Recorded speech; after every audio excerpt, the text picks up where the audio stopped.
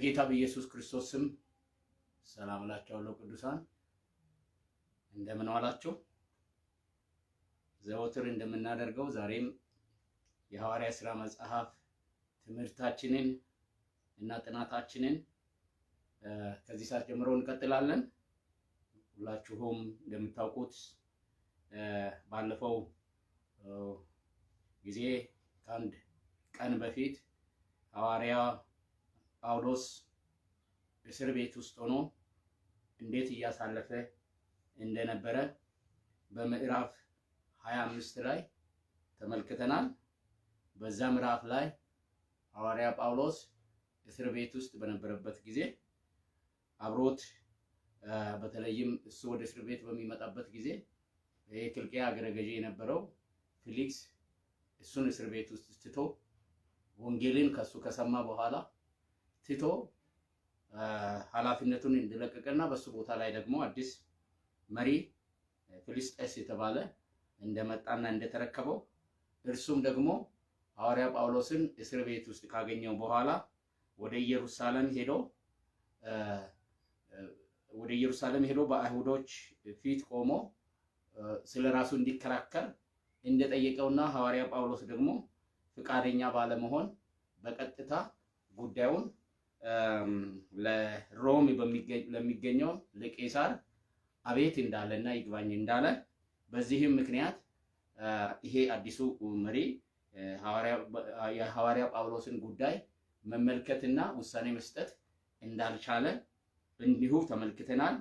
አዲሱ መሪ ወደዚህ ወደ ኪልቅያ ከመጣ በኋላ እሱን ሰላም ለማለት የአካባቢው ንጉስ የነበረው አግሪጳ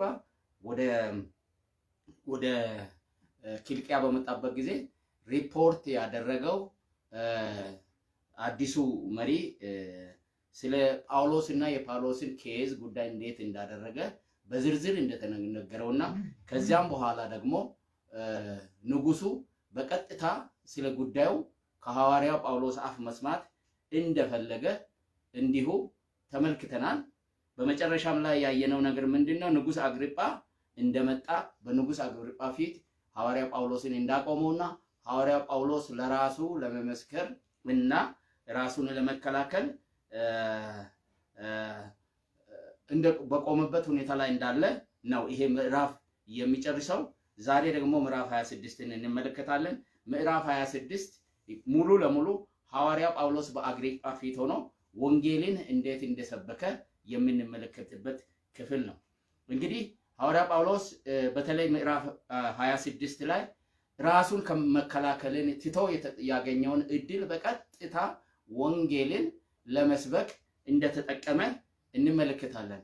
ሐዋርያ ጳውሎስ ይሄን ጊዜ ብቻ አይደለም ወንጌልን ለመስበክ በየቆመበት ፍርድ ቤትና በየቆመበት ገዢዎች ፊት ሁሉ ከህዝቡ ጀምሮ በኢየሩሳሌም እንዲሁም 2 ጊዜ እዚሁ በኪልቅያ በቀጥታ ወንጌልን ነው የሰበከው ሲሰብክ የነበረውና ጌታ ኢየሱስ ክርስቶስ ቀደም ሲል ለሱ ሲጠራው እንደተናገረው በነገስታት በብዙ ህዝብ ፊት በባለስልጣኖች ፊት ወንጌልን እንደሚሰብክለትና መከራን እንደሚቀበል ተነግሮት ወደዚህ ወደ አገልግሎት የገባ ስለሆነ ስለራሱ የሚያስብበት ጊዜ አልነበረውም። ሐዋርያ ጳውሎስ ስለራሱ ነቢያት እንኳን በተናገሩ ጊዜ ምእመኑም በእግሩ ላይ በለመኑት ጊዜ የተናገረውን ቃል እናስታውሳለን።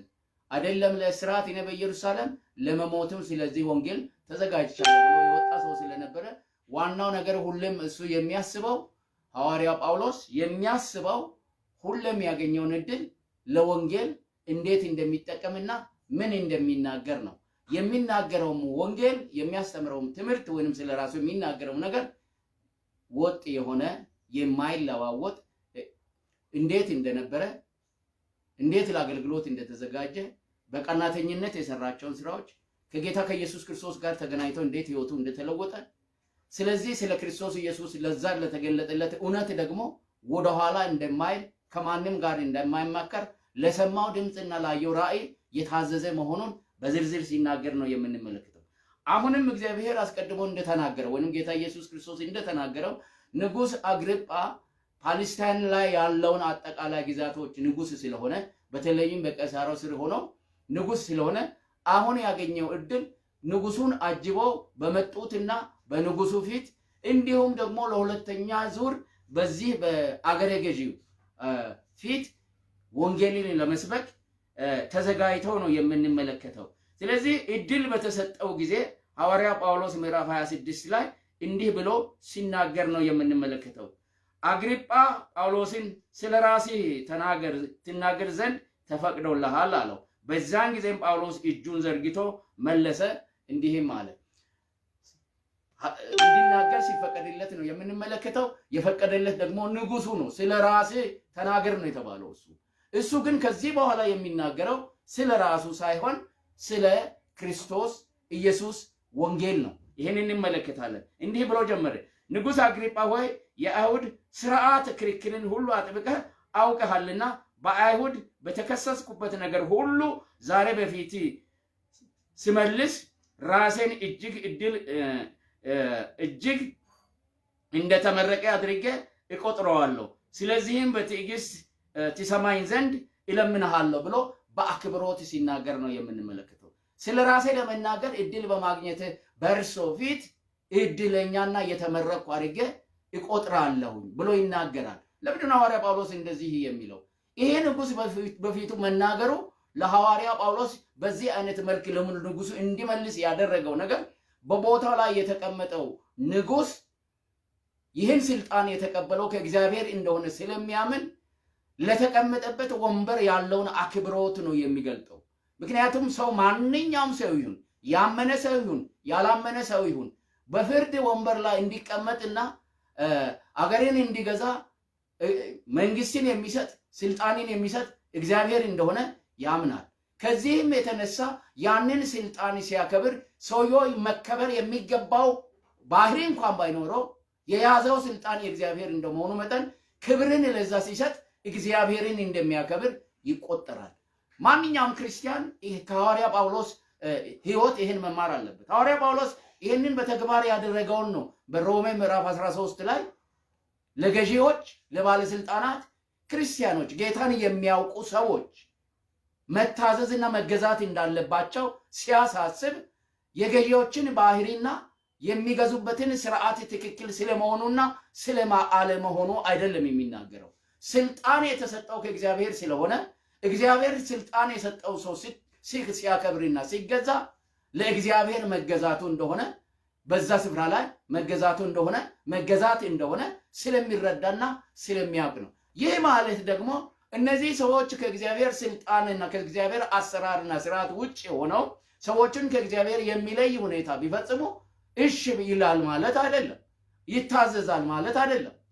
ነገር ግን በዚህ ስፍራ ላይ እንደምንመለከተው ሐዋርያ ጳውሎስ ለዚህ ባለስልጣን ለዚህ ንጉሥ ይህንን አክብሮት ሲሰጥ ለእግዚአብሔር አክብሮት መስጠቱ እንደሆነ እንመለከታለን። ሌላው ደግሞ በጣም ደስ ያለው ይመስለኛል ሐዋርያ ጳውሎስ በንጉሱ ፊት የጌታ የኢየሱስ ክርስቶስን ወንጌል ለመስበክ አሁንም ደግሞ እድል ማግኘቱ ነው። ምክንያቱም ይሄ ወጣለት፣ ይሄ የሚኖርለት፣ ይሄ የሚሞትለት ወንጌል ደግሞ እሱ መከራ የሚቀበልበት ጉዳይ ስለነበረ ይህንን እድል ሲያገኝ በተለይም ለንጉሱና ለአጃቢዎቹ በቦታ ላይ ለተሰበሰቡት ሁሉ እግዚአብሔር ላዘጋጃቸው ሰዎች በዛ ስፍራ ላይ መልእክት ለመናገር እድል ማግኘቱ እጅግ አስደስቶት ከልቦ የተደሰተውን ደስታ ነው ሲናገር የምንመለከተው። ከዛም በኋላ ሐዋርያ ጳውሎስ እንዲህ ብሎ ይቀጥላል። ንጉሥ አግሪጳ ሆይ የአይሁድን ሥርዓት ክርክርንም ሆነ በትዕግስት ሰማኝ ዘንድ እለምንሃለሁ ካለ በኋላ ከመጀመሪያው አንስቶ በሕዝቤ መካከል በኢየሩሳሌም የሆነውን ከታናሽነቴ ጀምሬ የኖርኩትን ኑሮዬን አይሁድ ሁሉ ያውቃሉ። ሊመሰክሩ ይወዱ እንደሆነ በአምላካችን ከሁሉ ይልቅ ሕግን በመጠንቀቅ እንደምተጋ ወገን ፈሪሳዊ ሆኜ እንደኖርኩ ከጥንት ጀምሮ አውቀውኛል። አሁንም ሐዋርያ ጳውሎስ ከዚህ በፊት እንደሚያደርገው ስለ ራሱ ሕይወት ነው የሚናገረው። እንዴት እንደኖረ አሁን ለንጉሱ ሲናገር ይመለከታል። ከነርሱ የተለየ እምነት አስተምሮ አልነበረኝም። ሕግን አጥብቄ ነው የኖርኩት። ደግሞ ከነሱም በላይ ፈሪሳዊ ሕግን የምተረጉም ቀናተኛ የሆንኩ እንደሆንኩ እነሱ ጠንቅቆ በደንብ ያውቃሉ። ስለኔ ማንነት ከነሱ የተለየ ወይንም የተደበቀ አይደለም ብሎ ስለራሱ የኖረው ሕይወትን ንጽህና በዚህ ስፍራ ላይ ሲናገር እንመለከታል። አሁንም ከእግዚአብሔር ዘንድ ለአባቶቻችን ስለተገለጠው ስለ ተስፋ ቃል አለኝታ ሊፋረድ ቆሜያለሁ ይላል። እዚህ ስፍራ ላይ የተቀመጥኩት በዛ በማምነው ሕግ በተከተልኩት ሕግ እነሱም በሚያውቁት ሕግ ለአባቶቻችን የተሰጠ ተስፋ አለ። ያም ተስፋ ደግሞ የመሲሁ መምጣት ተስፋ የእስራኤል ተስፋ ሙላት የሆነው የመምጣቱ ተስፋ ነው። ስለዚህ ያንን ተስፋ እኔ ደግሞ በዚህ ስፍራ ላይ ስለዛ ተስፋ ሙላት ባለኝ እምነት ምክንያት በእነሱ ተከስሼ ነው በዚህ ስፍራ ላይ የቆምኩት። ከዛ ውጭ የሰራሁት ወንጀል የለም። ለአባቶቻችን ተስፋ ተሰጥቷል። የሚባረኩበት ዘመን ብርሃን የሚወጣላቸው ዘመን እንደሚመጣ ያ ዘመን ደግሞ እውን የሚሆነው ተስፋ ሲናደርግ የነበረው መሲሁ ሲመጣ እንደሆነ መሲሁ ደግሞ ለእስራኤል የሱ መምጣት በረከትና ብርሃን እንደሆነ የተሰጠው ተስፋ ፍጻሜ በክርስቶስ ኢየሱስ ተከናውኗል። ስለዚህ ይህንን በማመኔ ምክንያት ይህንን በማገልገለ ምክንያት ይህንን በመስበኬ ምክንያት ይህንን ተስፋ ባለመቀበላቸው ምክንያት ነው ዛሬም በእስር ቤት ውስጥ ሆኜ በዚህ ስፍራ ላይ ስለዛ ተስፋ ስለ መሲሁ ነው በዚህ ስፍራ ላይ የቆምኩት የተከሰስኩት። ከዚህ ውጪ ወንጀል የፈጸምኩት ፈጽሞ በሕግ ሊያስጠይቀኝ በንጉሥ ፊት ሊያስቆመኝ በሻለቃ ፊት ሊያስቆመኝ በአገረ ገዢ ፊት ሊያስቆመኝ በሕዝቡ ፊትም ሊያስቆመኝ የሚችለው የሚከራከረው ወንጀል ፈጽሞ የለኝም። ወንጀል ተብሎ የተቆጠረብኝ ነገር ቢኖር ስለ ተስፋ ቃሉ ነው፣ ስለ መሲሁ ነው፣ ስለ ክርስቶስ ነው። በሱ ላይ ስላለኝ እምነትና ይህንን ደግሞ የሱን መምጣትና ተስፋ ቃል ሙላት በማስተማርና በመስበክ ምክንያት ተከስሼ ነው በዚህ ስፍራ ላይ የቆምኩት ብሎ ይነግረዋል። ወደዚህም ወደ ተስፋ ቃል 12 ወገኖቻችን ሌሊትና ቀን በትጋት እያመለኩ ይደርሱ ዘንድ አለንታ አላቸው። ስለዚህም አለንታ ንጉሥ አግሪጳ ሆይ ከአይሁድ እስካለው ስለዚህ አግሪጳ ሆይ ከአይሁድ እከሰሳለሁ ይላል። ተስፋ ቃሉ እኔ ብቻ ተስፋ ማደርገው አይደለም። አባቶቻችን 12ቱም ነገዶች እነዚህ በሙሉ እግዚአብሔርን እያመለኩ ይሄንን ተስፋ ሲጠባበቁ ነው የኖሩት። እኔ ብቻ ሲጠብቅ የኖርኩት አይደለም ብሎ ይናገራል። እግዚአብሔር ሙታንን የሚያስነሳ እንደሆነ ስለምን በእናንተ ዘንድ የማይታመን ነገር እንደሆነ ይቆጠራል። እኔም ራሴ የናዝሬቱ የኢየሱስን ስም የሚቃወም እጅግ ነገር አደርግ ዘንድ እንዲገባኝ ይመስለኝ ነበር ብሎ አሁንም ለሕዝቡ ነው በሚገባ አሁን በቀጥታ ወደ ኢየሱስ ክርስቶስ ነው ሲገባ የምንመለከተው። የሙታን ትንሣኤ የማያምኑ ሰዎች በመካከላቸው አሉ።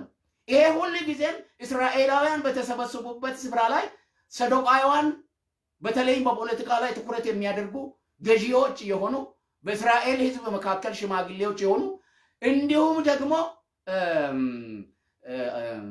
ከሰዶቃውያን በተጻራሪ ያሉት ፈሪሳውያን ደግሞ የሃይማኖት ጉዳይ ላይ ትኩረት የሚያደርጉ እነዚህ ሁለቱ ቡድኖች በዛ ስፍራ ላይ ስለነበሩ የሙታን ትንሣኤም የእግዚአብሔር ተስፋ እንደሆነ የመሲሁ መምጣት የእግዚአብሔር ተስፋ እንደሆነ በእነዚህ ነገሮች ስለምን ወንጀል ሆነው እኔን ያስከስሱኛል፣ ስለምን ይካዳል ይሄ ጉዳይ ብሎ ሲናገር ነው የምንመለከተው።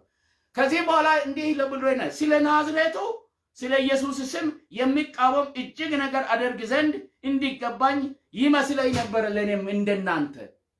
ለኔም እንደዛ ይመስለኝ ነበር። በጨለማ ውስጥ በነበርኩበት ጊዜ የክርስቶስ ኢየሱስ ብርሃን በእኔ ላይ ባልበራ ጊዜ ስለ ናዝሬቱ ስለ ኢየሱስ ክርስቶስ ከናዝሬት ስለመጣው ስለ ኢየሱስ ክርስቶስ የኢየሱስ ክርስቶስ ስም የሚቃወም እጅግ ነገር አደርግ ዘንድ እንዲገባኝ ይመስለኝ ነበር። ይህንንም ደግሞ በኢየሩሳሌም አደረጉት።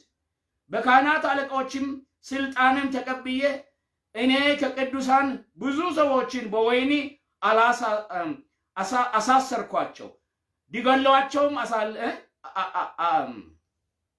ሲገሏቸውም አብረታቸው። በምኩራብም ሁሉ ብዙ ጊዜ እየቀጣው ይሰድቡ ዘንድ ግድ አልኳቸው። ያለ ልክ ሲቆጣቸውም እስከ ውጭ አገር ከተሞች ድረስ እንኳን አሳድድ ነበር። ስሙን የሚያምኑትን ደቀ መዛሙርቶችን ምን ያህል ያሳድድ እንደነሱ ቅናተኛ እንደነበረ በዚህ ስፍራ ላይ በግልጽ ስለ ናዝሬቱ ስለ ኢየሱስ ክርስቶስ ስም ስንት ነገር ነው ያደረኩት። አሳድጃለሁ፣ አሳስሬያለሁ፣ አስገርፌያለሁ፣ እንዲገሉ አሳልፈ ሰጥቻለሁ። እስጢፋኖስ ወደ በአእምሮ ውስጥ አለ። አሳልፈ ሰጥቻለሁ። ስለሱ ያላደረኩት ነገር ፈጽሞ የለም። ከነሱ በላይ ይሄንን አድርጌያለሁ። ስለዚህ ይላል አድርጌያለሁ። ይሄ ብቻ አይደለም። እኔ በኢየሩሳሌም ያሳደድኩት ማሳደድ አልበቃ ብሎኝ ቅናቴ ከሁሉ በላይ በመሆኑ ምክንያት እኔ ፍቃድ ከሽማግሌዎች ወስጄ ወረቀት ወስጄ ስልጣን ወስጄ በውጭ ሀገር የሚለው ወደ ደማስቆ ነው። ከእስራኤል ግዛት ውጪ በሶሪያ በውጭ ሀገር ያሉትን አማኞች ለማሳደድ ፍቃድ ወስጄ እስከዛ ድረስ ያሳደድኩ ሰው ነኝ ይላል። ስለዚህ ሕይወቴ ይሄንን ይመስላል። ከነሱ የተለየው አልነበርኩም። ይሄንን ይመስል ነበር። በማሳደድ ደረጃ ስለ ኢየሱስ ክርስቶስ ስም በማሳደድ ደረጃ ከኔ እንደውም የሚስተካከሉ ፈጽሞ አይደሉም አልነበሩምም ብሎ ሐዋርያ ጳውሎስ ስለ ራሱ ሲመሰክር ነው በንጉሱ ፊት ቆሞ የሚያየው። ስለዚህ በዚህ ስፍራ ላይ ከነሱ ፈጽሞ የተለየ እንዳልነበር እየመሰከረ አሁን ደግሞ ወደዚህ ሲመጣ ሌላ አዲስ ነገር እዚህ ስፍራ ላይ ሲናገር እንመለከታለን። እንዲህ ይላል፣ ስለዚህም ነገር ከካህናት አለቆች ስልጣንንና ትእዛዝን ተቀብዬ ወደ ደማስቆ ሲሄድ ንጉሥ ሆይ በመንገድ ላይ ሳለሁ እኩለ ቀን ላይ ሲሆን በዙሪያዬ ከኔ ጋር በሚሄዱት ዙሪያም ከፀሐይ ብርሃንነት የበለጠ ብርሃን ከሰማይ ሲበራ አየሁ። ሐዋርያ ጳውሎስ ብርሃን አየ። በጨለማ ውስጥ የነበረው ሲያሳድድ የነበረው ቀናተኛ የነበረው የሚለውጥ ብርሃን ቀትር ላይ በእኔ ላይ አየሁ። ብርሃን አይቼ ተለወጥኩ ነው የሚለው። ብርሃን አየሁ ነው የሚለው። ብርሃን አየሁ በመንገድ ላይ ያየሁት ቀትር ላይ ነው። ቀትር ማለት ብርሃን በከፍተኛ ሁኔታ የሚበራበት ሰዓት ላይ ነው። ግን ከፀሐይ ብርሃን እጅግ አብልጦ የሚበልጥ ብርሃንን አየሁ ነው የሚለው ሐዋርያ ጳውሎስ። ከፀሐይ የሚበልጥ ብርሃን በእኔ ላይ በበራ ጊዜ ነው የሚለው ሐዋርያ ጳውሎስ። በእኔ ላይ በራ ይላል። ስለዚህ የሚላል አየሁ፣ ሁላችንም በምድር ላይ በወደቅን ጊዜ ሳኦል ሳኦል ስለምን ታሳድደኛለህ? የመውጊያውን ብረት ብትቃወም ላንተ ይብስብሃል የሚል ድምፅ በዕብራይስጥ ቋንቋ ሲነገረኝ ሰማሁ። እኔም ጌታዬ ሆይ ማን ነህ አልኩት። እርሱም አለኝ አንተ የምታሳድደኝ እኔ ኢየሱስ ነኝ። ነገር ግን ተነሳና በእግርህ ቁም። ስለዚህም ነገር ባየህበትና ነገር ለአንተም በሚታይበት ነገር አገልጋይና ምስክር ትሆን ዘንድ ሊሾምህ ታይቻለሁ። እግዚአብሔር የተመሰገነ ነው። በዚህ ስፍራ ላይ በመንገድ ላይ የተከሰተው ነገር ኃይለኛ ብርሃን በመጣበት ጊዜ እርሱም አብሮት ያሉትም ወደቁ። ይህ ብርሃን እስከሚበራ ድረስ ነው ሰው ቆሞ መሄድ የሚችለው።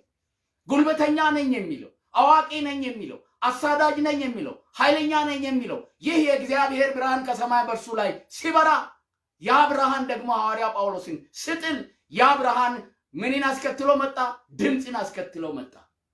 ብርሃን በመጽሐፍ ቅዱስ ውስጥ ለሶስት ነገሮች ተምሳሌት ነው። ይህን በደንብ አስተውሉ። የመጀመሪያው ነገር ብርሃን ለእግዚአብሔር መገለጥ፣ የእግዚአብሔር ክብር መገለጥ ተምሳሌት ነው። እግዚአብሔር በሚታይ መልኩ የእግዚአብሔር ክብር በመጽሐፍ ቅዱስ በተገለጠባቸው ቦታዎች ሁሉ ላይ ብርሃን በርቷል። ብርሃን በርቷል። የእግዚአብሔር ክብር፣ እግዚአብሔር አይታይም፣ እግዚአብሔር አይዳሰስም። እግዚአብሔር መገለጫ በሆነባቸው በተለያዩ መልኮች ውስጥ እግዚአብሔር ሲገለጥ ሁል ጊዜ በዛ ስፍራ ላይ ብርሃን አለ። ሙሴን ተመልከቱ። ለምሳሌ በቁጥቋጦው ውስጥ ምን አየላል? እሳት ሲቀጣጠል አየ። እሳት ሲቀጣጠል የሚታየው ብርሃን ነው። ያንን ብርሃን አይተው ወደዛ ስፍራ ሲመጣ ይሄ የተቀደሰ ስፍራ ነውና ከእግሬ ጫማዎችን አውልቅ ብሎ እግዚአብሔር ሲናገረው እንመለከታለን። ከዚህ ከብርሃኑ ተከትሎ ምን የእግዚአብሔር ድምጽ ሲመጣ ነው የምንመለከተው። ሐዋርያ ጳውሎስም ይህ ብርሃን በእርሱ ላይ በበራ ጊዜ የእግዚአብሔር ድምጽ ተከትሎ ሲመጣ እንመለከታለን። ስለዚህ በዛ ስፍራ ላይ ያ ብርሃን የመታየቱ ነገር የእግዚአብሔር መገለጥ ነው። የእግዚአብሔር ልጅ የሆነው ክርስቶስ ኢየሱስ በዛ ስፍራ ላይ በመገለጡ ምክንያት በክብሩ በመገለጡ ምክንያት በዛ ስፍራ ላይ ታይቶ የማይታወቅ ብርሃን ሲበራ ነው የምንመለከተው። ብርሃን አንዱ ተምሳሌትነቱ ለእግዚአብሔር ክብር መገለጫ ነው። ሌላው ብርሃን የእግዚአብሔር ቃል መገለጫ ነው። ለእግዚአብሔር ቃል ተምሳሌት ነው። ቃልህ ለእግሬ ብርሃን ለመንገደም መብራት ነው ብሎ መዝሙረኛው ይናገራል። ቃሉ ብርሃን ነው። ስለዚህ ብርሃን ተምሳሌትነቱ ለእግዚአብሔር ቃል ነው። ሐዋርያ ጳውሎስ በዚህ ስፍራ ላይ ብርሃን አይቶ ብቻ አይደለም የቀረው። ብርሃን ካየ በኋላ ግን ያንን ብርሃን ተከትሎ እዛ ቦታ ላይ የተገለጠው ጌታ ኢየሱስ ክርስቶስ ተናገረው፣ ቃሉን ተናገረ። ድምጽ መጣ በዛ ስፍራ ላይ ሲናገር ነው የምንመለከተው። ሳኦል ሳኦል ስለምን ታሳድደኛለህ የሚል የኢየሱስ ክርስቶስ ቃል ለሳኦል በጆሮው በልቡ በመንፈሱ በሁለንተናው ሲገባ ነው የምንመለከተው። ሲያሳድድ የነበረው ሐዋርያው ጳውሎስ አንተ ማን ነህ ብሎ ሲጠይቅ ነው በዛ ስፍራ ንግግር ሲጀምር ነው ኮሙኒኬት ሲያደርግ ነው የምንመለከተው። ከዛም በኋላ ጌታ ኢየሱስ አንተ የምታሳድደኝ ኢየሱስ ነኝ ባለው ጊዜ ሲያሳድደው የነበረውን ኢየሱስን የእግዚአብሔር ክብር ተገልጦ በማየቱ ምክንያት የእግዚአብሔር ቃል ወደሱ በመምጣቱ ምክንያት አምኖ ጌታ ሆይ ስለምን ታሳድደኛለህ? ትናንትና ጌታ ነው ኢየሱስ የሚሉትን ያሳድድ የነበረው ኢየሱስ ለራሱ በተገለጠበትና ክብሩን ባሳየበት ጊዜ ከመቅጽበት ተለውጦ ጌታ ሆይ ብሎ ሲናገር ነው። በዚህ በኩል ኢየሱስን ጌታ ብሎ መገዛቱን መለወጡን ለራሱ ራሱን መስጠቱን በዚህ ስፍራ ላይ ሲሰጥ እንመለከታለን። ስለዚህ ብርሃን ለእግዚአብሔር ቃል ተምሳሌት ነው። ሌላው ብርሃን ለእግዚአብሔር ጽድቅ ብርሃን ተምሳሌት ነው። እግዚአብሔር ብርሃን ነው፣ ጨለማ በእርሱ ዘንድ የለም ይላል መጽሐፍ ቅዱስ። ይህ ማለት ምን ማለት ነው?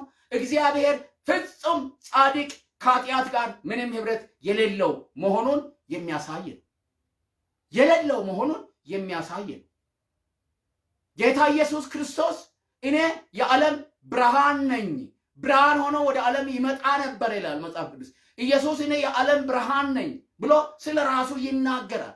እርሱ ራሱ ብርሃን እንደሆነ ይሄ ኢየሱስ ክርስቶስ ከኃጢአት የተለየ ኃጢአት የሌለበት ጻድቅ የሆነ በኃጢአት የምትታወቅ ዓለም የማትቀበለው ልትቀበለው የማትችለው ጻድቅ እንደሆነ በዛ ስፍራ ላይ ጌታ ኢየሱስ ክርስቶስ ራሱ እኔ የዓለም ብርሃን ነኝ ብሎ ሲናገር ነው የምንመለከት። ይሄ ብቻ አይደለም። መጽሐፍ ቅዱሳችን በማቴዎስ ወንጌል ላይ ደግሞ ክርስቲያኖችን እናንተ የዓለም ብርሃን ናችሁ ለሚል ይሄ የእግዚአብሔርን ጽድቅ የሚገልጥ እግዚአብሔር በእኛ ላይ ክብሩን የሚገልጥ እንዲሁም ደግሞ የእግዚአብሔርን ቃል በጨለማ ውስጥ ላሉት እንደ ሐዋርያ ጳውሎስ የምንመሰክርና የምንናገር መሆናችንን የሚያሳይ ነው። ስለዚህ ብርሃንነት እግዚአብሔርን ጌታ ኢየሱስ ክርስቶስንና ክርስቲያኖችን ወይንም መለኮትንና ሰውን ያመሳሰለ ነው። ስለዚህ ክርስቲያኖች በባህሪያቸው እግዚአብሔርን ይመስላሉ፣ ጌታ ኢየሱስ ክርስቶስን ይመስላሉ። ክርስቲያኖች በጽድቅ በእግዚአብሔር ክብር መገለጫ በመሆን እንዲሁም ደግሞ የእግዚአብሔር ክብር መገለጫ በመሆን እንዲሁም ደግሞ የእግዚአብሔርን ቃል በማስተላለፍ ብርሃን ለጨለማው ዓለም እንደሚሆኑ እንመለከታለን። በዚህም ስፍራ ላይ ጌታ ኢየሱስ ክርስቶስ ያየው ብርሃን ይሄ ብርሃን ነው። የእግዚአብሔር ክብር መገለጫ የሆነ ብርሃን፣ የእግዚአብሔር ቃል የሆነ ብርሃን፣ የእግዚአብሔር ጽድቅ የሆነ ብርሃን ከሰማይ እንደበራ ሐዋርያ ጳውሎስ ይህንን ብርሃን እንዳየ ለዚህ ብርሃን ደግሞ እንደታዘዘ እንደተገዛ በዚያ ብርሃን ደግሞ ሕይወቱን እንደለወጠ ሕይወቱን ብቻ አይደለም የለወጠው በመለወጡ ምክንያት በዚህ ስፍራ ላይ ሐዋርያው ጳውሎስ እንደሚናገር በዚህ ላየኸው ብርሃን ነው የሚለው። ላየኸው ብርሃን ላየህበት ምስክር ትሆን ዘንድ ልጠራህ ልነግርህ ላዝህ መጥቻለሁ። ለብርሃን ምስክር ትሆን ዘንድ ላየህበት ለተገለጠልህ ብርሃን ምስክር ትሆን ዘንድ ሁል ጊዜ ሰዎችን ለምስክርነት ጉልበተኛ የሚያደርግ ሕይወትን የሚያሰጥ ይህን የእግዚአብሔርን ብርሃን በተግባር በሕይወት ውስጥ ማየት ነው። እግዚአብሔር በዚህ ብርሃን በሐዋርያ ጳውሎስ ሕይወት ውስጥ ስራ ሲሰራ ነው የምንመለከተው። ስራ ሲሰራ ነው የሚመለከተው። ሁሉ ጊዜም እግዚአብሔር ስራ ሲጀምር ብርሃንን ያስቀድማል። ይህ ማለት ክብሩን ያስቀድማል፣ ቃሉን ያስቀድማል፣ ጽድቁን ያስቀድማል። ዘፍጥረት ምዕራፍ 1 ላይ ሄዳችሁ ስትመለከቱ እግዚአብሔር በመጀመሪያ ሰማይንና ምድርን ፈጠረ፣ ምድርን ባዶ ነበረችና በመጀመሪያው ቀን እግዚአብሔር ያ ምድርን ባዶ ዲፎርምድ የሆነች ምድር ላይ ብርሃን ይሁን አለ። የመጀመሪያው የተፈጠረው ብርሃንም ሆነ ይላል። ስለዚህ እግዚአብሔር የትኛውንም ነገር በነዛ በስድስቱ ቀናቶች ከምድር ቀጥሎ የትኛውን በምድር ላይ ያሉትን ነገሮች ሁሉ ከመፍጠሩ በፊት ብርሃን ሲፈጥር ነው የምንመለከተው። በብርሃን ውስጥ ሆኖ ነው እግዚአብሔር ያንን ስራ የሰራው። ኢቭን ብርሃን ሲሆን ሲመሽ ሲጨልም እግዚአብሔር ስራ ሲያቆም ነው የምንመለከተው። በብርሃን ውስጥ ሆኖ ነው እግዚአብሔር ይሰራ የነበረው። እግዚአብሔር በእያንዳንዳችን ሕይወት ውስጥ ስራ የጀመረው ይህንን ብርሃን ከላከ በኋላ ነው። አንደኛ ቆሮንቶስ ላይ ሄዳችሁ ስትመለከቱ በልባችን ብርሃን ይብራ ያለው እርሱ እግዚአብሔር ነው ይላል። አያችሁ፣ ልባችን ማንነታችንን ሁለንተናችንን የሚወክል ነው። ስለዚህ የኛ መለወጥ በልባችን ከበራው ብርሃን የተነሳ ነው። ይህ ብርሃን ወደ ሕይወታቸውና ወደ ልባቸው ያልገባ ሰዎች በሙሉ ልባቸው ጨለማ ነው። እንደዛው እግዚአብሔር ሰማይንና ምድርን ፈጥሮ ፍጥረታትን ከመፍጠሩ በፊት እንደነበረችው ምድር በጨለማ ውስጥ ያለ ልብ ነው ያለው ላላመኑት። ስለዚህ ነው ጌታ ኢየሱስ ክርስቶስ እናንተ የዓለም ብርሃን ናችሁ የሚለው። ዓለም ዛሬም በጨለማ ውስጥ ነው ያለችው። የእግዚአብሔርን ቃል ስትጋፋ፣ የእግዚአብሔርን ክብር መገለጥ እምቢ ስትል፣ በጽድቅና በቅድስና የእግዚአብሔር ማንነት በእርሷ ሕይወቱ ስፍራ ሲያጣ ጨለማ ውስጥ ናት ምድር። ሁሌ የምንመለከታቸው ያማሩ ያሸበረቁ የተማሩ ጀነራሎች፣ ኮሎኔሎች፣ ዶክተሮች፣ ፕሮፌሰሮች፣ አንቱ የተባሉ ጥበበኞች፣ ባለስልጣናት፣ አዋቂዎች፣ አፍ የሚያስከፍቱ አርቲስቶች፣ ተጫዋቾች፣ በምድር ላይ ያሉ የሚደነቁ ሁሉ ክርስቶስ ኢየሱስ በሕይወታቸው ውስጥ ከሌለ ልባቸው ጨለማ ነው። ከነሱ አንዳች ነገር ሊደርስባቸው የማይችል ግን ልቡ ብርሃኑ የበራ እርሱ ከእግዚአብሔር ጋር ነው። እሱ ይበልጣቸዋል። ምክንያቱም ይህ ብርሃን ካልበራ ሰው በጨለማ ውስጥ ነው የሚኖረው። ሰው በጨለማ ውስጥ መኖር ማለት ሰው በሲኦል ውስጥ ነው የሚኖረው። ሰው በኃጢአት ውስጥ ነው የሚኖረው። ስለዚህ ሐዋርያው ጳውሎስን ከዛ ኢየሱስን ከሚያሳድድበት ከቀናተኛ ሃይማኖተኝነት ነፃ አውጥተው ለእግዚአብሔር ዓላማና ሕይወት እንዲሆን ያስቻለው ይህ የእግዚአብሔር ብርሃን ነው። ይህ ከሰማይ የበራው ብርሃን ነው። ይህ ከሰማይ የበራው ብርሃን ዛሬም በየስፍራው ይበራ ዘንድ እያንዳንዳችን ይህን ብርሃን ይዘን በየስፍራው ልንሄድ ይገባል። ኢየሱስ ክርስቶስ ወደ ሐዋርያው ጳውሎስ በመምጣት ይህንን ብርሃን በራሱ ላይ ባበራ ጊዜ ሐዋርያ ጳውሎስ ሕይወቱ ተለወጠ። ከዚህ ብርሃን የተነሳ ይህን ብርሃን በሕይወቱ በመብራቱ የተነሳ ወደ ክርስቶስ ኢየሱስ በመምጣቱ የተነሳ በዚህ ስፍራ ላይ እንደምንመለከተው ሐዋርያ ጳውሎስ ከዚህ ብርሃን ማየት የተነሳ ተለወጠ። ለዚህም ብርሃን ደግሞ ምስክር እንዲሆን ከተለወጠ በኋላ ሲጠራ ነው የምንመለከተው። እኔ ኢየሱስ ክርስቶስ ነኝ ካለው በኋላ ነገር ግን ተነሳና በእግርህ ቁም፣ ስለዚህ እኔን ባየህበት ነገር ግን ለአንተም በሚታይበት ነገር አገልጋይና ምስክር ትሆን ዘንድ ልሾምህ ታይቻለሁና። አያችሁ፣ ልሾምህ ምን አድርጌያለሁ? ታይቻለሁ። ባየህበት ገና ወደፊትም የሚታየው ነገር አለ። ዛሬ ባየህበት ለዛ ደግሞ ምስክር ትሆናለህ። ወደፊትም ለሚታይበት ለዛ ምስክር ትሆናለህ። እያየህ ምስክር ትሆናለህ ይላል ዮሐንስ ስለ ጌታ ስለ ኢየሱስ ክርስቶስ ለምን እንደሚመሰክሩ ሲናገር አንደኛ ዮሐንስ ላይ እኛ ላየነው ነው የሚለው። በገናና ክብሩ አይተነዋል። ክብሩ ተገልጦ አይተናል። ብርሃን በርቶ አይተናል። ተለውጦ አይተናል። ከዚህ የተነሳ ነው ምስክር የምንሆነው። ስላየነው ነገር እርግጠኛ ሆነን ነው የምንናገረው። ይህ ምስክርነታችን ግን እናንተን ምን ያደርጋል? ህብረት ከእርሱ ጋር ከአብ ጋር እንዲኖራችሁ ከወልድ ጋር እንዲኖራችሁ ያደርጋል። ምስክርነት በገናና ክብሩ ነው ያየነው ይላል። በመለወጥ ተራራ ላይ ተለውጦ ነው ያየነው። አይኑ በሰውነቱ በርቶ ነው ያየነው። ብርሃን በእርሱ ላይ ነው ያየነው። ከዛ የተነሳ ነው ዛሬ የምንመሰክረው። ያየነው ነው የምንናገረው ይላል። ሐዋርያ ጳውሎስንም ያየኸውን ነገር ትመሰክራለህ። ገናም የሚታየው ነገር አለ። ኢየሱስን እያየን ነው የምንከተለው። አይተን ነው የምንከተለው። እያየነው ነው የምንከተለው። ያየነውንና የሰማነውን የዳሰስነውን የጨበጥነውን በሕይወታችን እውን የሆነውን ወንጌል ነው የምንሰብከው። ወንጌል ለኛ ተረት አይደለም። ወንጌል ለኛ ሳይንስ አይደለም። ወንጌል ለኛ ማሳመኛ ስለሚያሳምን አእምሯችን ስለተቀበለ አይደለም። ኢየሱስ ክርስቶስ ወንጌል ራሱ ኢየሱስ ክርስቶስ ስለሆነ ኢየሱስን ስላየን ነው። እኔ ኢየሱስን ስላየው ነው በብዙ መከራ በብዙ ችግር በብዙ ሁኔታዎች እስከ ዛሬ እንዲቆም ያስቻለኝ። ኢየሱስ ራሱን ለኔ ስላሳየኝ ክብሩን ስላየውን ክብሩን ማየት ብቻ አይደለም ክብሩን አይቼ ስለላከኝ አንድ ምስክርነት ልንገራችሁ። አንድ ወቅት ላይ ገና ወደ ጌታ በንስሐ ተመልሼ 84 ላይ ነው ዓመተ ምህረቱ 83 ዓመተ ምህረት ላይ እግዚአብሔር አንድ ራእይ ያሳየ። ራእዩ እኔ ጌታ ኢየሱስ ክርስቶስ ይመጣና ይዞኝ አንድ እርሻ ውስጥ ይዞኝ ይሄዳል። እርሻ ውስጥ ይዞኝ ሲሄድ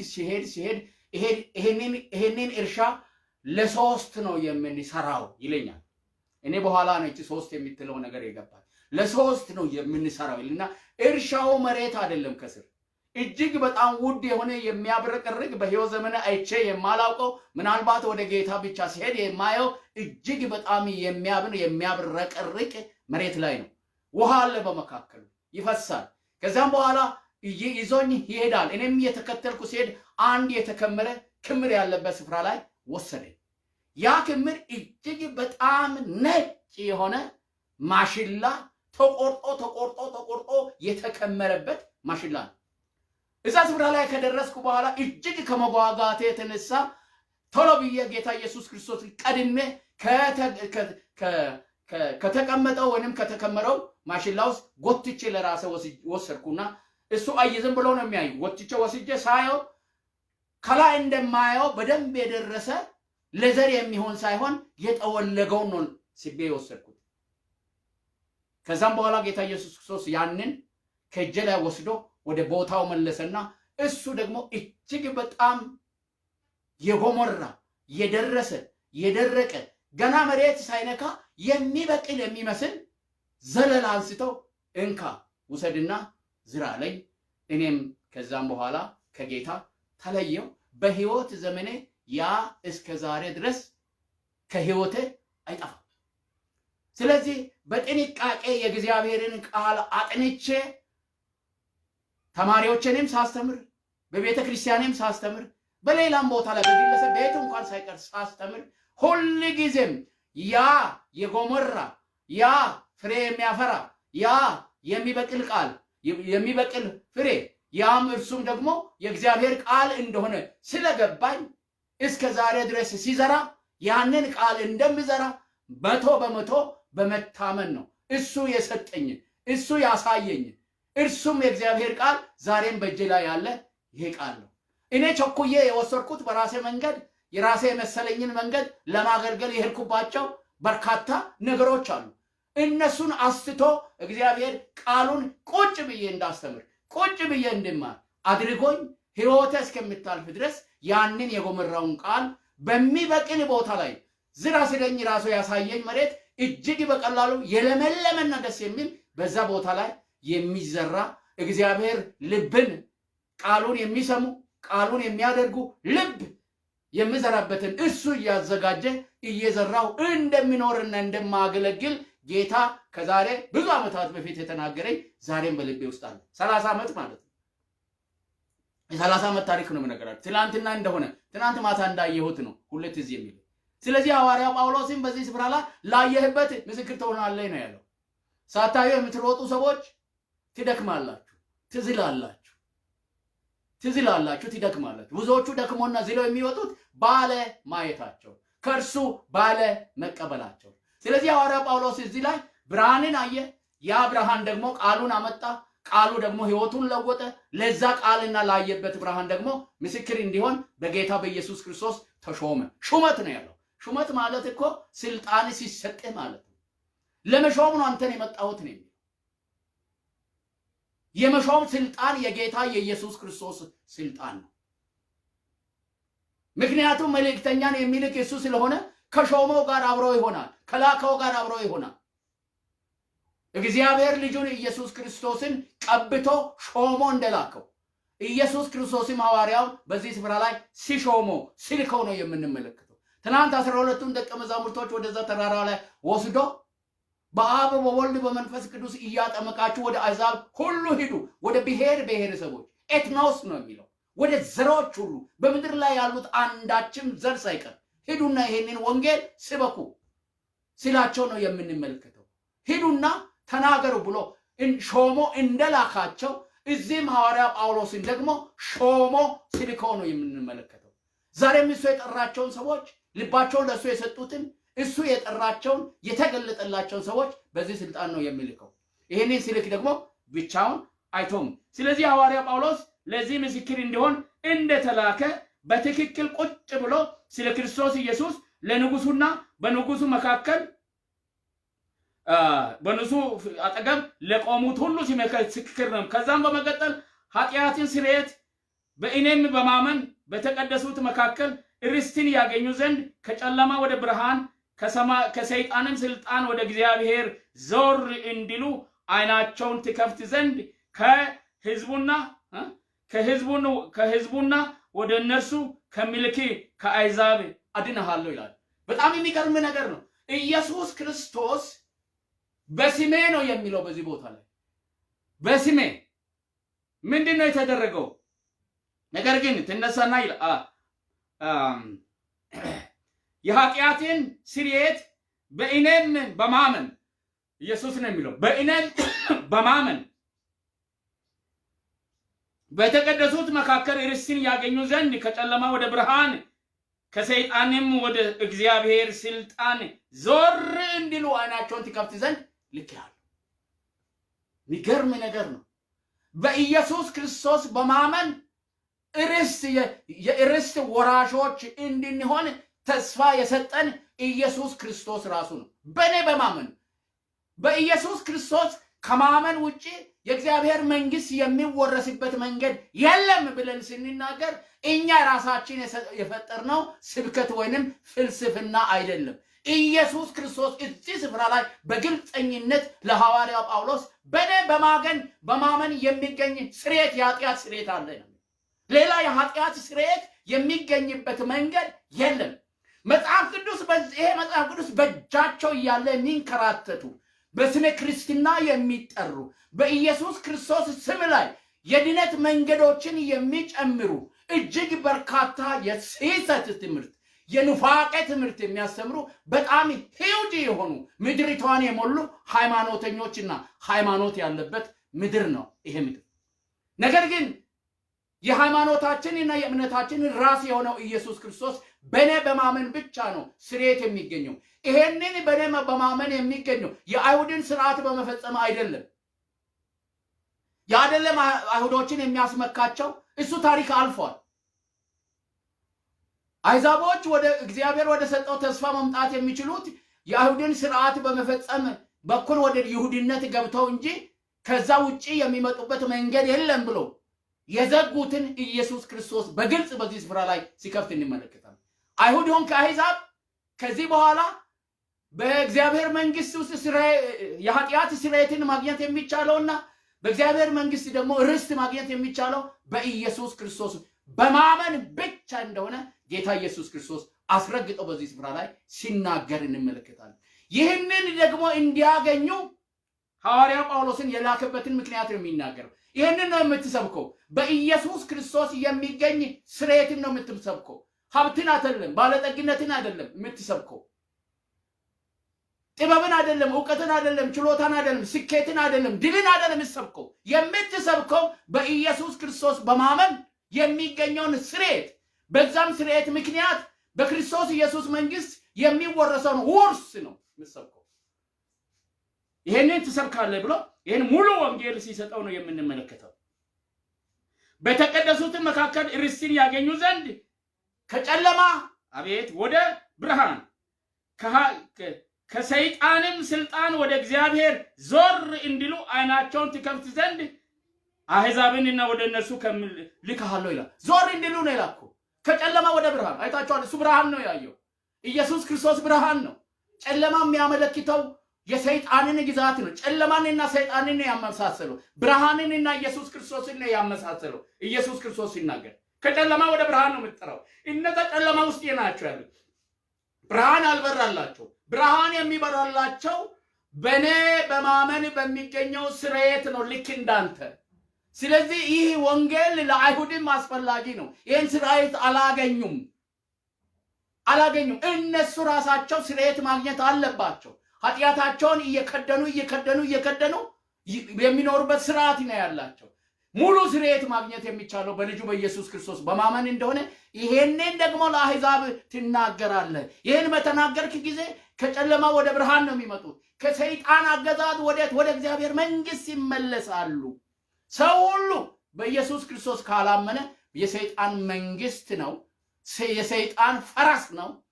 ጋልቦ ዓላማውን የሚፈጸምባቸው ዕቃዎቹ ናቸው።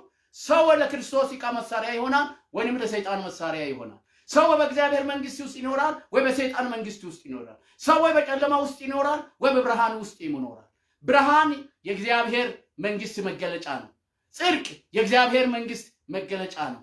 ጨለማ የሰይጣን መንግስት መገለጫ ነው። ኃጢአት የሰይጣን መንግስት መገለጫ ነው። ስለዚህ በጨለማና በኃጢአት ያሉትን አውጥተህ ይህንን ስርየትን በስሜ የሚገኘውን ስርየትን በመናገር ወደዚህ ወደ ብርሃን ታመጣ ዘንድ እልካለሁ፣ ከነሱም ደግሞ እጠብቀሃለሁ አለኝ ነው የሚለው ሐዋርያ ጳውሎስ። ዋስትና ሰጥቶ ነው የላከው። ኢየሱስ የላከውን ወታደር አይደለም የሚጠብቀው። ኢየሱስ የላከውን ቦዲጋርድ አይደለም የሚጠብቀው። ኢየሱስ የላከውን ዘመዶቹ ጓደኞቹ አይደሉም የሚጠብቁት። በገንዘብ የተቀጠረ አይደለም የሚጠብቀው። የላከው እሱ ራሱ ጠባቂ ነው። ራሳቸውን የላኩ ሰዎች ናቸው በሰዎች የሚጠበቁት። ራሳቸውን የላኩ ሰዎች ናቸው በቦዲጋርድ የሚጠበቁት። ኢየሱስ የላከውን ግን ኢየሱስ ክርስቶስ አድነሃለሁ፣ ከነዚህ አድነሃለሁ፣ ከጨለማ ሰዎች አድነሃለሁ፣ ከሰይጣን መንግስት ውስጥ የካሉት አድነሃለሁ ብሎ ላከኝ ብሎ ቀጥታ ወንጌልን ለንጉሱ ፊት ለፊት በድፍረትና በእምነት ሲነግረው ነው የምንመለከተው። ንጉሥ አግሪጳ ስለዚህ ስለታየኝ ራእይ እምቢ አላልኩም፣ ነገር ግን አስቀድሜ በደማስቆ ላሉት በኢየሩሳሌምም በይሁዳም አገር ሁሉ ለአሕዛብም ንስሐ ይገቡ ዘንድና ለንስሐ የሚገባ እንዲያደርጉ ወደ እግዚአብሔር ዞር እንዲሉ ዘንድ ተናገርኩ። ይሄን ሁሉ ሲናገር ሐዋርያ ጳውሎስ ለነሳ የሰበከውን ስብከት እዚህ ቦታ ላይ ሲናገር ለአግሪጳም ጭምር እየተናገረ ነው ያለው። ለአግሪጳም ጭምር ነው የሚናገረው። ይሄንን ነው ያደረኩት እኔ። ይሄንን ያየሁትን የሰማሁትን መሰከርኩላቸው። ወደ እግዚአብሔር መንግስት ዞር እንዲሉ በይሁዳ ተናገርኩ፣ በኢየሩሳሌም ተናገርኩ፣ ለአሕዛብም ተናገርኩ ይላል። ስለዚህም አይሁድ በመቅደስ ያዙኝ፣ ሊገሉኝም ሞከሩ። ከእግዚአብሔር ዘንድ ረድኤት ተቀብዬ ለታናሹም ለታላቁም ሲመሰክር እስከዚች ቀን ድረስ ቆሜያለሁ። ነቢያትንና ሙሴ ይህንን ይሆን ዘንድ ያለው ክርስቶስ መከራን እንዲቀበል በሙታንም ትንሣኤ ለአሕዛብና ለሕዝቡም ብርሃን በመጀመሪያ ሊሰበክ እንዳለው ከተናገሩት በቀር አንድስ እንኳን የተናገርኩት ነገር የለም። እስከ ዛሬ ድረስ የመሰከርኩት ነቢያት አስቀድሞ የተናገሩት ለአሕዛብ ብርሃን እንዲሰበክ ለጨለማ ውስጥ ላሉት ብርሃን እንዲሰበክ አስቀድሞ ነቢያት የተናገሩት ነቢያትን የሚያምኑ እጅግ በርካታ ምኖች አሉ። በዛ ጉባኤ መካከል እጅግ በርካታ ፈሪሳውያን አሉ። ነቢያት የማያምኑ በቁጥር አነስተኛ ናቸው። የትኛውም ቦታ ላይ እነዚህ ሰዶቃውያን ፈሪሳውያኖቹ በቁጥር ስለሚበዙ አሁንም በቀጥታ የነዚህን ያስተምረው ልዩነትን መሰረት በማድረግ ሲናገር ነው የምንመለከተው። ስለዚህ በመጽሐፍቶች ከሃይማኖት አንፃር ፈጽሞ የሚያስከስሰኝ ነገር ምንም ነገር የለም።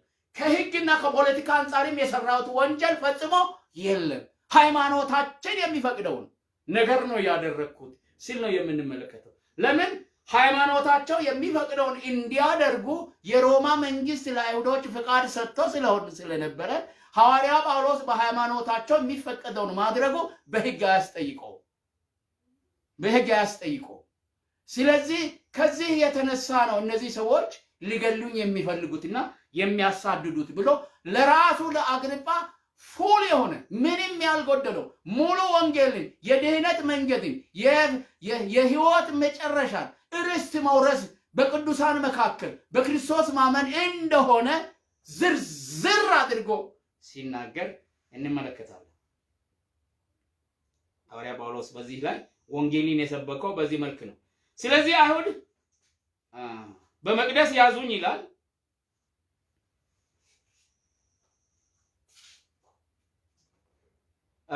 እንግዲህ እንዲህ ብሎ ስለራሱ ሲመሰክር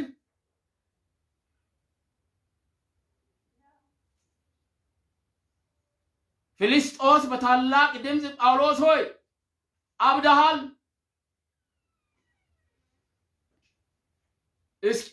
አብደሃል ይለዋል። ብዙ ትምህርት ወደ እብደት ያደርሳልና ብሎ ሐዋርያ ጳውሎስ ሲናገር እንመለከታለን። አብደሃል አለ።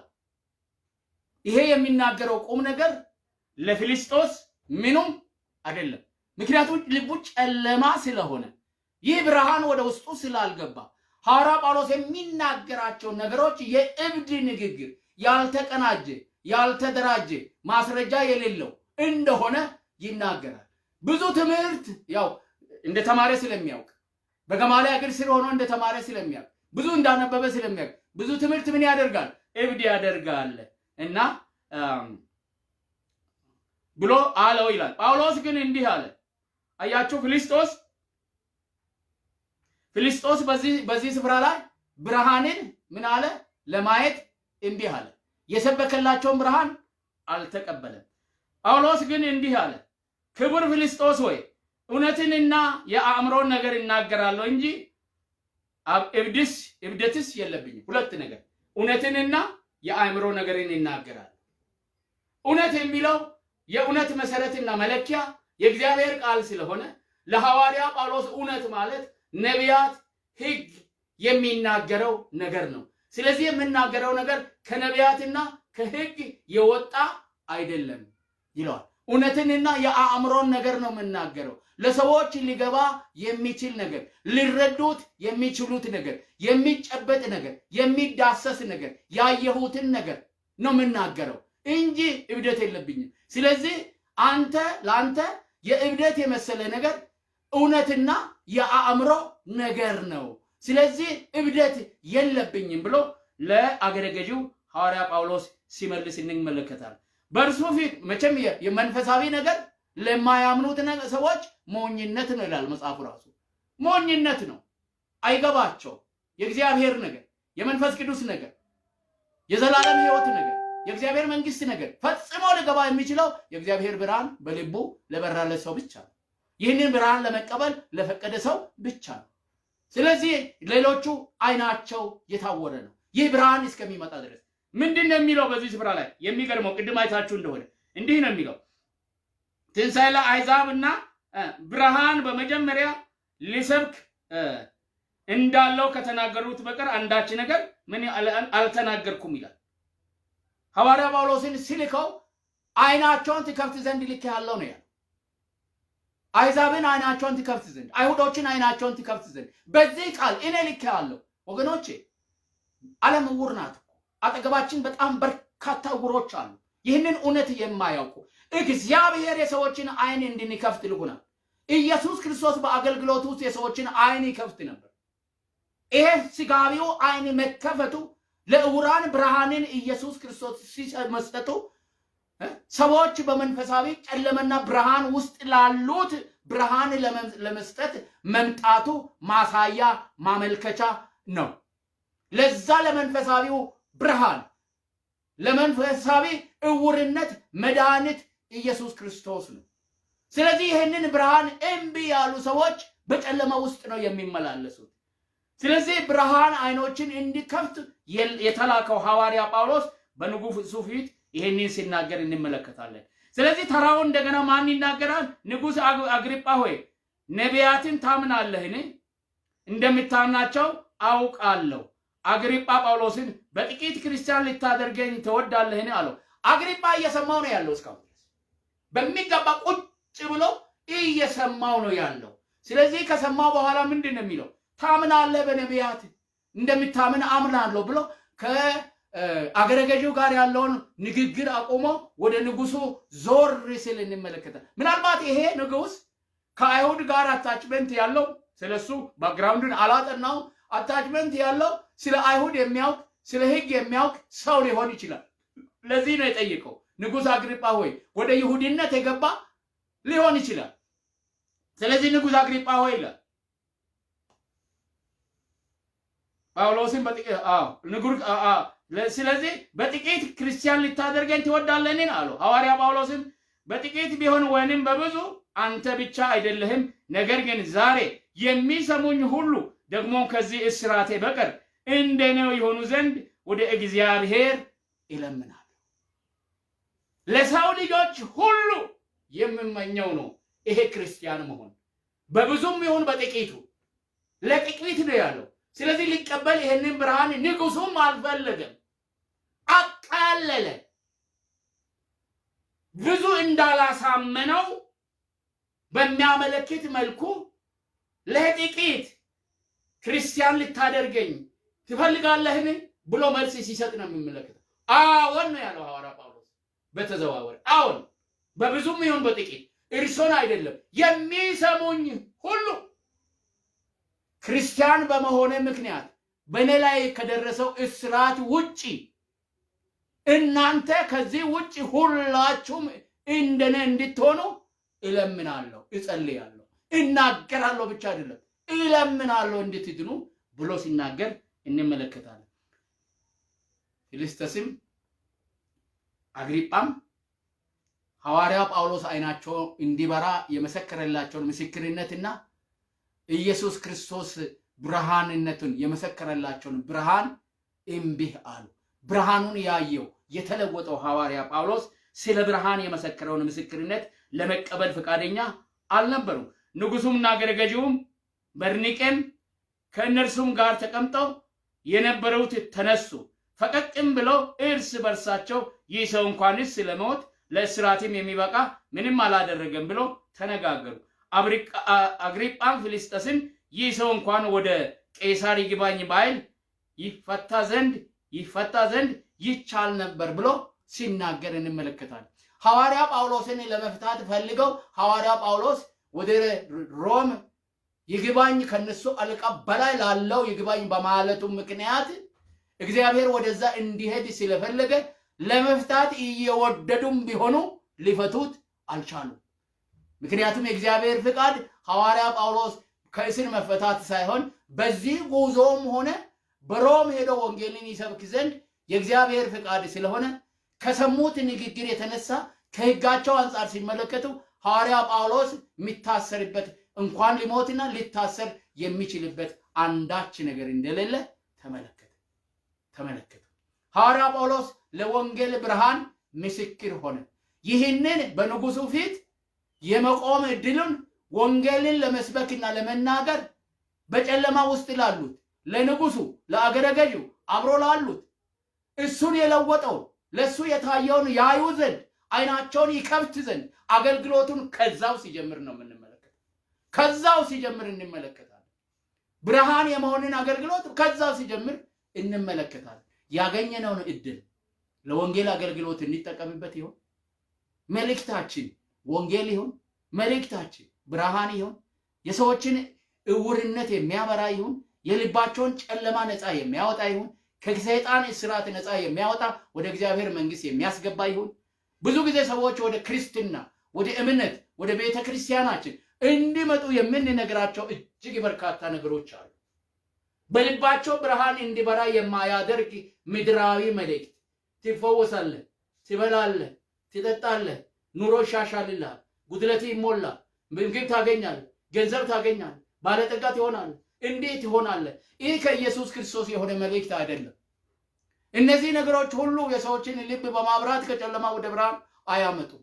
እጅግ በጣም በርካታ የተሳከላቸው ባለጠጋዎች፣ ሚሊዮነሮች፣ ትሪሊየነሮች፣ መልካም ኑሮና ህይወት ያላቸው የክርስቶስ ኢየሱስ ተቃዋሚና ጨለማ ውስጥ የሚኖሩ የብርሃን ተቃዋሚ በሰይጣን መንግስት ውስጥ የሚኖሩ ሰዎች አሉ።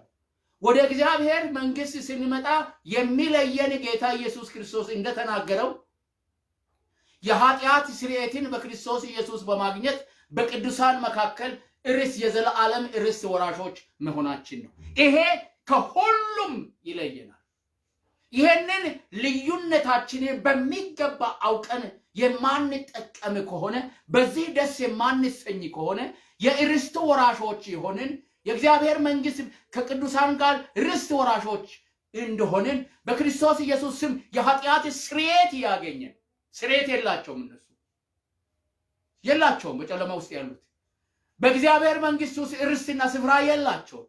በምድር ላይ የትኛውንም ሀብትና ባለጠግነት ቢይዙ በገንዘባቸው ሊገዙ አይችሉም። ስለዚህ እኛን ዩኒክ የሚያደርገን በክርስቶስ ኢየሱስ ያገኘነው የኃጢአት ስርየትና በዚህ ምክንያት የምናገኘው የእግዚአብሔር መንግስት ውስጥ የሚኖረን ድርሻ ስፍራ እንደሆነ አውቀን በዚህ በመጀመሪያ ደረጃ ልንደሰት፣ ልንረካ፣ እግዚአብሔርን ልናመሰግን ይገባል። በሁለተኛ ደረጃ ከሰዎች ካልዳኑት የሚለየንና ከፍ አድርጎ በሰማይ ያስቀመጠን ተስፋ ይሄ እንደሆነ አምነን በዚህ ተስፋ ደስ እንሰኝ። የትኛውንም አይነት ኑሮ እንኑር፣ ከትኛውም አይነት ህይወት ውስጥ ከሚኖሩ ሰዎች የተሻለንን ለነገ ርስት አለን። በክርስቶስ ኢየሱስ ደም የተገዛ ርስት አለን፣ ቦታ አለን፣ ቤት አለን። የኃጢአት ፍርድ የለብንም፣ ከፍርድ ነፃ የወጣነን። በጨለማ የምንመላለስ አይደለም። በህይወት ስንኖር እንኳን አይኖቻችን የበራ እውነትንና ሐሰትን ለይተን የምናውቅ ነን። በድንግዝግዝና በዳበሳ በዚህ ምድር ላይ አንኖርም። ከዚህ ብርሃን የተነሳ ሁሉ ነገር በዚህ ብርሃን እያየን እየፈተንን እየጣልንና እያነሳን መኖር የምንችል ሰዎች ነን። ይህንን ብርሃን እግዚአብሔር በውስጣችን ያበራው ብርሃን ነው። ይህ ብርሃን የሚለውጥ ብርሃን ነው። ይህንን ብርሃን ይዘን እንመላለስ። በዚህ ብርሃን ደግሞ እንኖር፣ እንውጣ፣ እንግባ። ለሌሎችም ይህንን ብርሃን እንንገራቸው። በክርስቶስ ኢየሱስ ያገኘነው የኃጢአት ስርየትና በቅዱሳን መካከል ያለን ርስት የደስታችንና የእርካታችን ምክንያት ይሁን። ሐዋርያ ጳውሎስም ይህንኑ ነው ለነዚህ መሪዎች ይሄ ይጎላቸዋል። ንጉሥ ነህ ግን ይሄ ይጎልሃል፣ አገረ ገዢ ነህ ይሄ ይጎልሃል፣ ርስት የለህም። ስለዚህ ይህንን ብርሃን ተቀበል ብሎ ሲሰብክ እንመለከታለንና እኛም ይህንኑ መልእክት ይዘን እንኑር። በሚቀጥለው ደግሞ ምዕራፍ 27ን እንመለከታለን። ይህንን መጽሐፍ እየጨረስን ነው ያለነው። በሚቀጥለው ሌላ መጽሐፍ ደግሞ መማር እንጀምራለንና እየጸለይን እንቆይ። እግዚአብሔር አምላክ የተባረከ ይሁን። ስለሰማችሁኝ አመሰግናችኋለሁ። ጌታ የተባረከ ይሁን።